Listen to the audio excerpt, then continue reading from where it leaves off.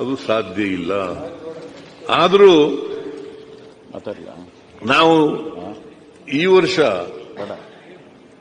ಬೇಡ ಬಿಡಪ್ಪ ಅಶೋಕ, ಸುಮ್ಮನೆ ಅಲ್ಲ ಸುಳ್ಳು ಹೇಳ್ತೀರಲ್ಲ ಸರ್. ಸುಳ್ಳು ಹೇಳಿಲ್ಲ, ಈಗ ಗೆದ್ದಿರೋ ಸುಳ್ಳ ಅಲ್ಲ 100% ಸುಳ್ಳು. ಯಾಕೆ ಅಂದ್ರೆ ನಾವು 18 ಗೆದ್ದಿದ್ದೀರಿ, 3 ಗೆದ್ದಿರೋದು ನೀವು. ಹೌದಪ್ಪ, 18 ಫ್ರೀ ಕೊಡದೆ 18 ಗೆದ್ದಿದ್ದೀರಿ ನಾವು. ಬೈ ಎಲೆಕ್ಷನ್ ಯಡಿಯೂರಪ್ಪನವರು ಮುಖ್ಯಮಂತ್ರಿ ಆಗಿದ್ದಾಗ ಫ್ರೀನೇ ಕೊಟ್ಟಿಲ್ಲ ನಾವು, ಹಂಗೆ 18 ಬೈ ಎಲೆಕ್ಷನ್ ಗೆದ್ದಿದ್ದೀರಿ ನೀವು. 3ಕ್ಕೆ ಹಿಂಗಂದ್ರೆ ನಾವಿನ್ನ 18ಕ್ಕೆ ಹೆಂಗೆ ಹೇಳ್ಬೇಕು ನಾವು?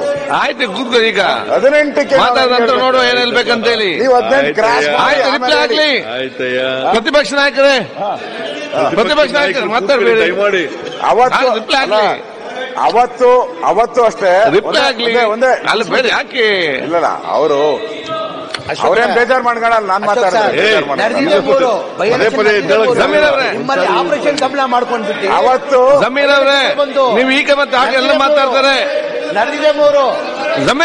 ಆಪರೇಷನ್ ಕಮಲ ಮಾಡಿ ಜಮೀರ್ ಅವರೇ ಕೂತ್ಕೊಳ್ಳಿ. ಕಮಲ ಮಾಡಿ 18 ಆಗಿದ್ದು ಜಮೀರ್ ಅವರೇ ಇದು ಕಾಡಿನಿಂದ ಬಂದಿರೋ 3 ಗೆದ್ದಿದ್ದೀವಿ. ಕಾಂಗ್ರೆಸ್ 20 ಗೆಲ್ತೀವಿ ನಾವು. ಜಮೀರ್ ನಿಮಗೆ ಯಾವಾಗಲಾದ್ರೂ 2 ಸಾರಿ ಅಧಿಕಾರ ಮಾಡಿದಿರಿ. 2008ರಿಂದ 13, ಆಮೇಲೆ 19ರಿಂದ 23ವರೆಗೆ ಮಾಡಿದ್ದೀರಿ. ಯಾವತ್ತಾರು ಜನರ ಆಶೀರ್ವಾದ ತಗೊಂಡು ಗೆದ್ದಿದ್ದೀರೇನ್ರಿ? ಹೇಳಿ ನೋಡ. ಯಾವತ್ತಾದ್ರೂ 113 ಸ್ಥಾನ ಗೆದ್ದಿದ್ದೀರಿ. ಆಪರೇಷನ್ ಕಮಲ ಎಲ್ಲ ಖರೀದಿ.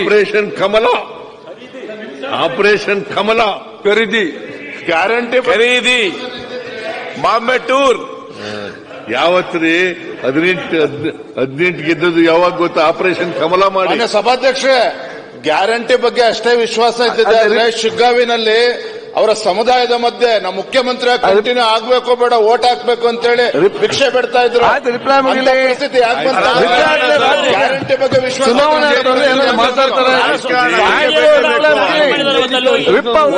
ಕಂಟ್ರೋಲ್. ನೀವೇ ನಿಂತು ಮಾತಾಡೋದು ಹೇಗೆ?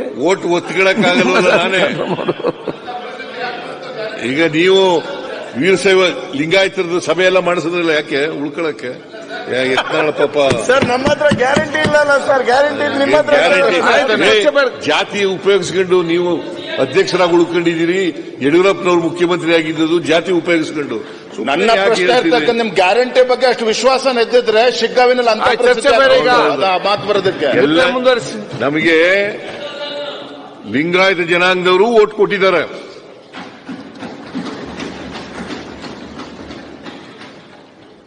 ಎಲ್ಲ ಜಾತಿಯವರು ಓಟ್ ಕೊಟ್ಟಿರೋದ್ರಿಂದಲೇ ನಾವು ಗೆಲ್ಲಕ್ಕೆ ಸಾಧ್ಯ ಆಯಿತು. ಶಿಗ್ಗಾಂವ್ ಅಂತ ಸ್ಥಳದಲ್ಲಿ ಒಬ್ಬ ಅಲ್ಪಸಂಖ್ಯಾತರ ಕ್ಯಾಂಡಿಡೇಟ್ ಪಠಾಣ್ ಅಲ್ಪಸಂಖ್ಯಾತರ ಕ್ಯಾಂಡಿಡೇಟ್ ಗೆಲ್ಲಬೇಕಾದ್ರೆ ಬಸವರಾಜ ಬೊಮ್ಮಾಯಿ ಅವರ ಮಗ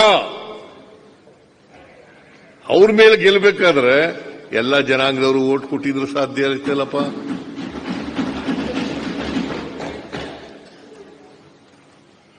ಅದರಿಂದ ಮಾನ್ಯ ಅಧ್ಯಕ್ಷರೇ, ಇವರು ಆಪರೇಷನ್ ಕಮಲ ಮಾಡಿ ಆಮೇಲೆ ಚುನಾವಣೆ ಬೈ ಎಲೆಕ್ಷನ್ ಅಲ್ಲಿ ಗೆದ್ದಿರೋದು. ನಾವು ಆ ತರ ಆಪರೇಷನ್ ಕಮಲ ಮಾಡಿಲ್ಲ, ಆಪರೇಷನ್ ಕಾಂಗ್ರೆಸ್ ಮಾಡಿಲ್ಲ. ನೀವು 3 ಜನ, ಇಬ್ರು ಮಾಜಿ ಮುಖ್ಯಮಂತ್ರಿಗಳು,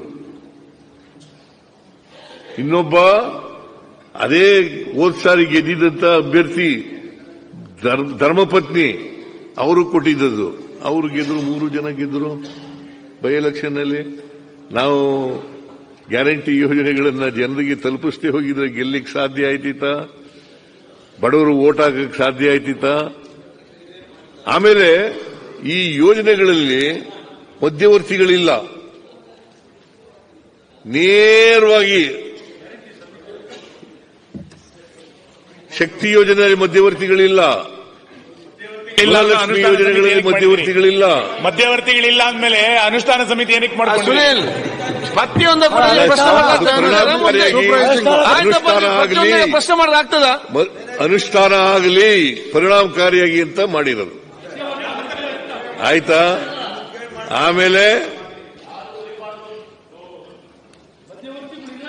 ಗೃಹಲಕ್ಷ್ಮಿ ಯೋಜನೆಯಲ್ಲಿ ಇಲ್ಲ. ಒಟ್ಟು ಇದರಿಂದ ಮಾನ್ಯ ಅಧ್ಯಕ್ಷರೇ, ನಾವು ಅಪಪ್ರಚಾರ ಮಾಡಿ ಗೆದ್ದಿಲ್ಲ, ಜನರಿಗೆ ಸುಳ್ಳು ಹೇಳಿ ಗೆದ್ದಿಲ್ಲ, ಸುಳ್ಳು ಆಪಾದನೆಗಳು ಮಾಡಿ ಗೆದ್ದಿಲ್ಲ. ಇವರು ಇದನ್ನೆಲ್ಲ ಹೇಳಿದ್ರು. ಉಪಚುನಾವಣೆಯಲ್ಲಿ ಈ ಯೋಜನೆಗಳಿಂದ ರಾಜ್ಯ ಬರದಾಗ್ಬಿಟ್ಟದೆ, ಆರ್ಥಿಕವಾಗಿ ದಿವಾಳಿ ಆಗ್ಬಿಟ್ಟದೆ, ಅಭಿವೃದ್ಧಿ ಕೆಲಸಗಳಿಗೆ ದುಡ್ಡಿಲ್ಲ ಅಂತೆಲ್ಲ ಏನು ಹೊಡೆದ್ದೆ, ಟಾಮ್ ಹೊಡೆದ್ದೆ. ಆ ಟಾಮ್ ಹೊಡೆದ್ರು ಕೂಡ ನಿಮ್ಮ ಸುಳ್ಳು ಆಪಾದನೆಗಳನ್ನು, ಸುಳ್ಳು ಅಪಪ್ರಚಾರವನ್ನ ಜನ ನಂಬಲಿಲ್ಲ.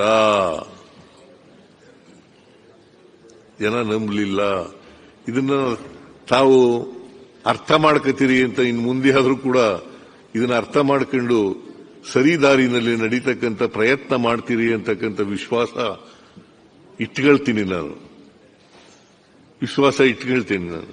ಮಾನ್ಯ ಅಧ್ಯಕ್ಷರೇ, ಅದರಿಂದ ನಾವು ಇಲ್ಲಿವರೆಗೆ 76,509 ಕೋಟಿ ರೂಪಾಯಿ ಇಟ್ಟಿದ್ದೀವಿ. ಈ ವರ್ಷ ಅಂದ್ರೆ 24-25ಕ್ಕೆ 52,009 ಕೋಟಿ ರೂಪಾಯಿ ಇಟ್ಟು ಫೆಬ್ರವರಿವರೆಗೆ 41,560 ಕೋಟಿ ರೂಪಾಯಿಗಳನ್ನು ಖರ್ಚು ಮಾಡಿದ್ದೇವೆ. 52,009 ಕೋಟಿ ಬಜೆಟ್ನಲ್ಲಿಟ್ಟು ಫೆಬ್ರವರಿ ಎಂಡ್ವರೆಗೆ 41,561 ಕೋಟಿ ರೂಪಾಯಿಗಳನ್ನು ಖರ್ಚು ಮಾಡಿದ್ದೀವಿ. ಸೊ ಅದರಿಂದ ನಾವು ಖಜಾನೆ ಖಾಲಿ ಆಗ್ಬಿಟ್ಟದೆ ಅಂತಕ್ಕಂಥದ್ದು ಸತ್ಯಕ್ಕೆ ದೂರವಾದಂತ ಮಾತು. ನೋಡಿ, ನಿಮ್ಮ ಸದನದ ಗಮನಕ್ಕೆ ತರಲಿಕ್ಕೆ ಬಯಸ್ತಾ ಇದ್ದೇನೆ. ಗೃಹಲಕ್ಷ್ಮಿ ಯೋಜನೆಗೆ ಮಾನ್ಯ ಅಧ್ಯಕ್ಷರೇ, ನಾವು ಬಜೆಟ್ನಲ್ಲಿ ಪ್ರೊವೈಡ್ ಮಾಡಿದ್ದದ್ದು 28,608 ಕೋಟಿ. 28,608 ಕೋಟಿ. ಇಲ್ಲಿವರೆಗೆ ಖರ್ಚು ಮಾಡಿರ್ತಕ್ಕಂಥದ್ದು 22,611 ಕೋಟಿ. ಗೃಹ ಜ್ಯೋತಿ ಯೋಜನೆಗೆ 9,657 ಕೋಟಿ ರೂಪಾಯಿಗಳನ್ನು ಇಟ್ಟು 8,389 ಕೋಟಿ ಖರ್ಚು ಮಾಡಿದ್ದೀವಿ. ಅನ್ನಭಾಗ್ಯಕ್ಕೆ 8,079 ಕೋಟಿ ರೂಪಾಯಿ ಇಟ್ಟಿದ್ದು 5,590 ಕೋಟಿ ರೂಪಾಯಿ ಖರ್ಚು ಮಾಡಿದ್ದೀವಿ. ಶಕ್ತಿ ಯೋಜನೆಗೆ 15 ಕೋಟಿ ರೂಪಾಯಿಗಳನ್ನು ಇಟ್ಟಿದ್ದು 4,821 ಕೋಟಿ ಖರ್ಚು ಮಾಡಿದ್ದೀವಿ. ಯುವ ನಿಧಿಗೆ 650 ಕೋಟಿ ರೂಪಾಯಿ ಇಟ್ಟಿದ್ದು 240 ಕೋಟಿ ರೂಪಾಯಿಗಳನ್ನು ಖರ್ಚು ಮಾಡಿದ್ದೀವಿ. ಒಟ್ಟು 52,009 ಕೋಟಿ ರೂಪಾಯಿ ಇಟ್ಟು 41,650 ಕೋಟಿ ರೂಪಾಯಿಗಳನ್ನು ಖರ್ಚು ಮಾಡಿದ್ದೇವೆ. ಮಾನ್ಯ ಅಧ್ಯಕ್ಷರೇ, ಗೃಹಲಕ್ಷ್ಮಿ ಮತ್ತು ಅನ್ನಭಾಗ್ಯ 1,26,00,000 ಜನರಿಗೆ ಕೊಡ್ತಾ ಇದ್ದೀವಿ. 1,26,00,000 ಕುಟುಂಬಗಳಿಗೆ ಕೊಡ್ತಾ ಇದ್ದೀವಿ. 1,26,00,000 ಫ್ಯಾಮಿಲೀಸ್ ಕೊಡ್ತಾ ಇದ್ದೀವಿ.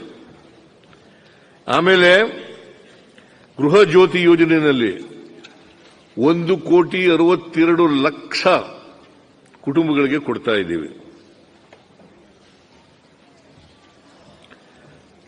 ಅದರಿಂದ ನಾವು ನುಡಿದಂತೆ ನಡೆದಿದ್ದೇವೆ, ಕೊಟ್ಟ ಮಾತಿನಂತೆ ನಡ್ಕೊಂಡಿದ್ದೇವೆ.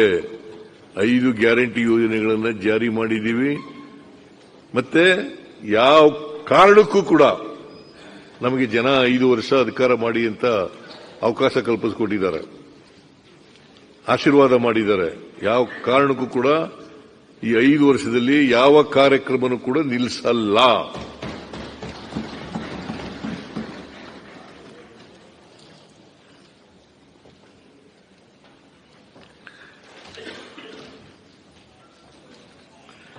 ಆದರೆ ನಾವು ಸಾಲ ಮನ್ನಾ ಮಾಡಿ ಅಂತಂದ್ರೆ ಎಲ್ಲಿಂದ ದುಡ್ಡು ತರೋದು ಸಾಲ ಮನ್ನಾ ಮಾಡಕ್ಕೆ ಅಂತ ಹೇಳಿದ್ರಿ. ಆದರೆ ಅದಾನಿಯವರಂತ ಕಾರ್ಪೊರೇಟ್ ಬಾಡಿಗಳಿಗೆ 17 ಲಕ್ಷ ಕೋಟಿ ರೂಪಾಯಿ ಸಾಲ ಮಾಡಿರೋದು ನೀವು. 17 ಲಕ್ಷ ಕೋಟಿ ಸಾಲ ಮನ್ನಾ ಮಾಡಿರೋದು.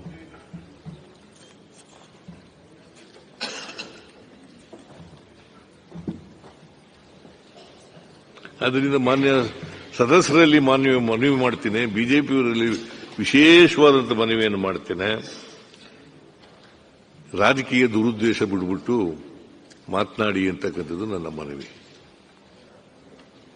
ದಯಮಾಡಿ ಅದನ್ನು ಮಾಡಬೇಡಿ. ಆಮೇಲೆ ಇತ್ತೀಚೆಗೆ ಒಂದು ವರದಿ ಬಂದಿತ್ತು, ನೋಡಿದಿರೋ ಏನೋ ಗೊತ್ತಿಲ್ಲ ನನಗೆ. ಇತ್ತೀಚೆಗೆ ಒಂದು ವರದಿ ಬಂದಿತ್ತು. ಅದೇನಪ್ಪ ವರದಿ ಅಂತಂದ್ರೆ ಅದು ಬಹುಶಃ ಕನ್ನಡ ಮತ್ತು ಇಂಗ್ಲಿಷ್ ಪತ್ರಿಕೆಗಳಲ್ಲೂ ಕೂಡ ವರದಿಯಾಗಿತ್ತು ಮಾನ್ಯ ಅಧ್ಯಕ್ಷರೇ. ಏನಂತಂದ್ರೆ ಎಲ್ಲರೂ ಕೂಡ ಚಿಂತನೆ ಮಾಡಬೇಕು.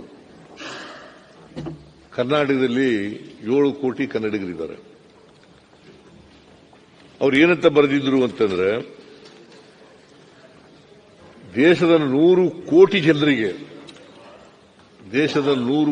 ಜನರಿಗೆ ಕೊಂಡ್ಕೊಳ್ತಕ್ಕಂಥ ಆಯ್ಕೆಗಳೇ ಇಲ್ಲ. ಅಂದ್ರೆ ಅವ್ರಿಗೆ ಶಕ್ತಿ ಇಲ್ಲ, ಕೊಂಡ್ಕೊಳ್ತಕ್ಕಂಥ ಶಕ್ತಿ ಇಲ್ಲ. ಮೊನ್ನೆ ಅಧ್ಯಕ್ಷರೇ, ವರದಿನಲ್ಲಿ ಏನಪ್ಪಾ ಇದೆ ಅಂತಂದ್ರೆ,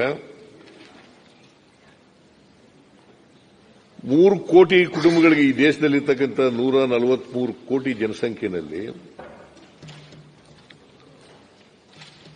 3 ಕೋಟಿ ಕುಟುಂಬಗಳಲ್ಲಿ 14 ಕೋಟಿ ಜನಸಂಖ್ಯೆ ಇದೆ. ಫಸ್ಟ್ 3 crores ಫ್ಯಾಮಿಲೀಸ್, 3 ಕೋಟಿ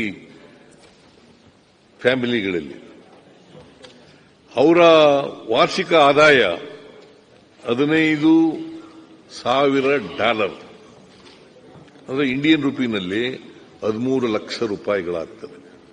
ಅಂದ್ರೆ 3 ಕೋಟಿ,